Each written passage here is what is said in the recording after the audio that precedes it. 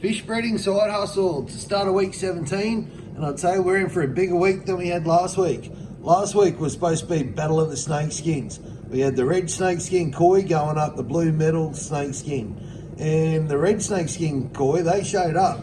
You know, we had one of the girls, she actually went through and she didn't produce a lot of bubs. I think there was only like 12 or so, but it was enough for the win because the blue metal snakeskins, well, they were a friggin' no-show. Not a single baby. But seeing as though we got no babies out of them last week, well, we still got this girl due this week and the two blue metal snakeskins, well, they should be due this week, hopefully. So, here's hoping. For the rest of the guppies, I don't think we've got that much left to go this week. I went through and done a count last night and we're down to 10 breeding females. Now when we first started, I think we started with like 16, 17 different females in 8 different strains. And me being a rookie, I had the tanks too full, so we've had a few girls that have jumped out. And I've also overfed, so we've had a few girls pass away there, all from my inexperience. But as we're going along, you know, we are raising out a bunch of raised out stock for our future breeding colonies. So I'm not too worried because over the next coming months we should have, you know, plenty of stock to start our breeding colonies. So let's go check out the future breeding room and see how everything's coming together there. Now you can start to get a bit of a feel for how the breeding room's going to come together. I've gone through and spent some more money on the weekend. I spent about another $300 or so on getting a bunch more filters and pumps for these IBCs. So they should be in next week or the week after, hopefully. I was also going through and washing the sand out, you know, like 10 kilos at a time and slowly filling them up. After doing one and a bit, I realised that sucked. What I'm going to do is I'm just going to fill them up with the sand, wash them out in there and do a bunch of water changes. Before I attack these ones though, I do want to go around and just put a bit of silicone around these caps just to be on the safe side. So this is a rough idea on, you know, how she's gonna look. We'll eventually go another 5 down the centre as well of these IBCs. I've got to go out and get more racking to go above these. I've got to also sort something out with the power along that wall there. But a quick breakdown for you. There'll be a breeding tub, like 3-4 males, 10-15 females. And this is where the bubs are going to go. So there'll be 1 month's worth of babies in here, 1 month worth in here, 1 month in here. By the time we're coming around to month 4, all the bubs will go next door. Next door will be our sales room and all our sales tanks. This will get a clean out and be ready for the next lot of months worth of fry. So that's how it works in theory. Whether it's going to play out that way, God only knows. I am also going to break this 4-footer down.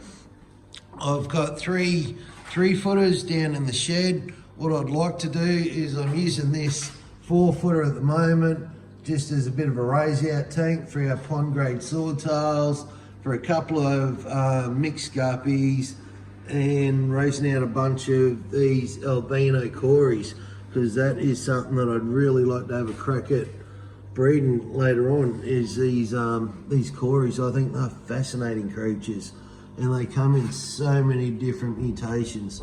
So I've also got a couple of Bettas just kicking around in here. Anyway, the plan is to break this down, and instead of just having the 1 4-footer, set up 3 3-footers, 1, 2, 3.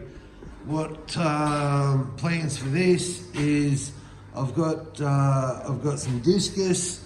I want to have a crack at trying to breed that. So we've got this just cycling away. We've got the temp sitting up there.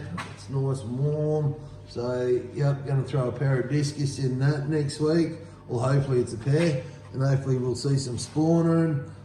Still going through sorting out all these mollies that we bought. So we bought a bunch of mollies. It was 280 bucks for like, I don't know, a couple hundred mollies, 300 mollies, and a 3-foot tank. So the plan with that, grab a couple out for future breeding stock, sell a bunch off, and yeah, hopefully make most of our money back. Anyway, that's the future breeding room. Let's go have a look, check out the front ponds. Yeah, with regard to the front drum ponds, these are Kahaku swordtails. I'm not expecting anything in there this week. We were expecting some bubs out of this high red swordtail last week, but as you can see, she's still got one hell of a belly on her. So this week we were hoping for a good spawn from her. She usually spits out high 20s, low 30s, and I'm not sure if you can see, there's already been one of these tiger endlers has already dropped some bubs for us. So that was that goes into last week's tally though. We've also got the high red swordtails that we're raising out, so you know, nothing really to talk about there, just yep, looking good. All right, let's move on to the Pong-grade ones inside. So these are our Pong-grade swordtails. As you can see, nothing really is, you know, blowing up big time, looking like it's going to pop, but you never know, these things can swell up overnight and we could be pulling bubs out the next day. So we'll just wait and see what happens with this tank this week, eh? Some sad news with the Bettas. The half moon Dumbo boy that we had, he I tried mating him a couple of weeks back, and every time he went to link up with the female, he'd fall backwards. And after a closer examination, I found a lump on his side, like a little tumour on his side. So unfortunately, he's gone. I shot him down to the pool pond for the Saratoga. That's our red Dumbo girl. She's, you know, she's all chocked up, ready to go, squared off. So he's hoping we get some bubs out of her this week. But with the Bettas, yeah, we're down to just the two males, just the veal tail, whatever they are. So one, you know, just classic red, classic blue, and then yeah, those raise out, or not raise out, then the girls next door. We have got our raise outs though. They are doing extremely well. You can see there's a bunch of colour coming through.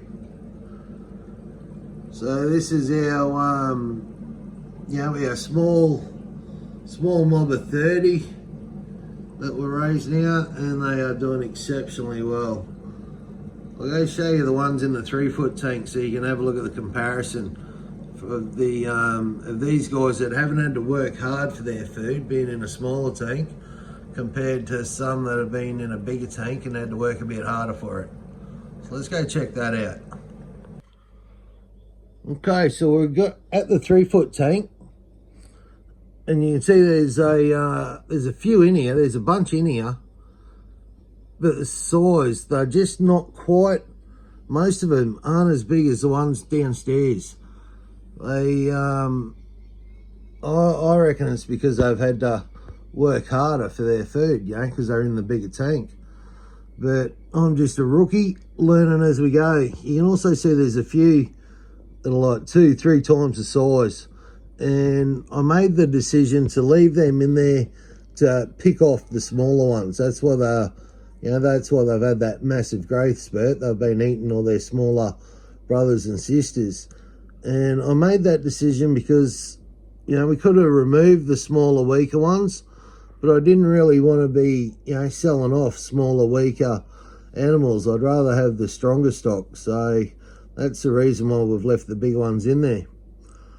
Anyway, I just wanted to show you guys the size comparison. If you've made it this far, know that I really appreciate you guys watching, and know that the best way to help the channel is leave a like or leave a comment. Alright guys, I appreciate it. Thank you.